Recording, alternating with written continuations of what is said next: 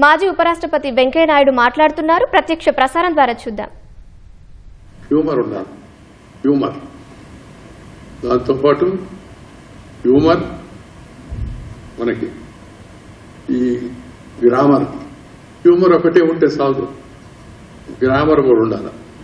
Grammar అంటే వ్యాకరణం కాదు, సబ్జెక్ట్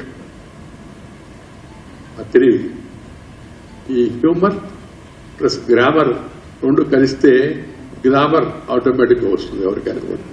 దాని యువకులు ఉండే మన యువతరం తెలుసుకోవాల్సిన అవసరం అంతా కూడా ఉంది అని చెప్పి నేను మనం చేస్తున్నా. గంభీరంగా ఉండాల్సిన అవసరం లేదు, అలానే అవాకులు చవాకులు పెరాల్సిన అవసరం లేదు.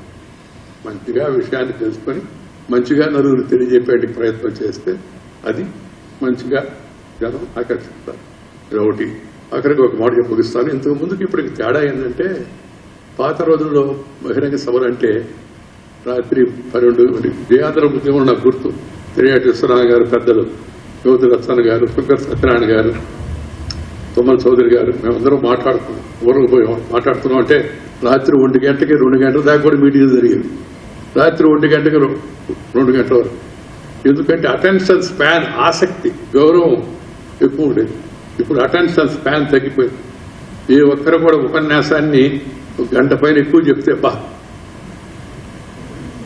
ఇంకేమన్నా మీకు తెలుసుకునేమనుకుంటారు.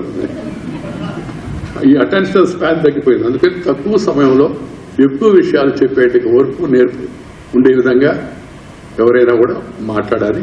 అది దృష్టిలో పెట్టుకొని నేను ఎక్కువసేపు మీ ముందు మాట్లాడను. అలాగే తక్కువ రచనలో ఎక్కువ విషయాలు తెలియజేయాలని దానికి ఈ పుస్తకం ఒక ఉదాహరణ అని చెప్పని మీ అందరికీ మనవి చేస్తూ నిధులు సెలవు తీసుకొని నమస్కారం. జై హింద్.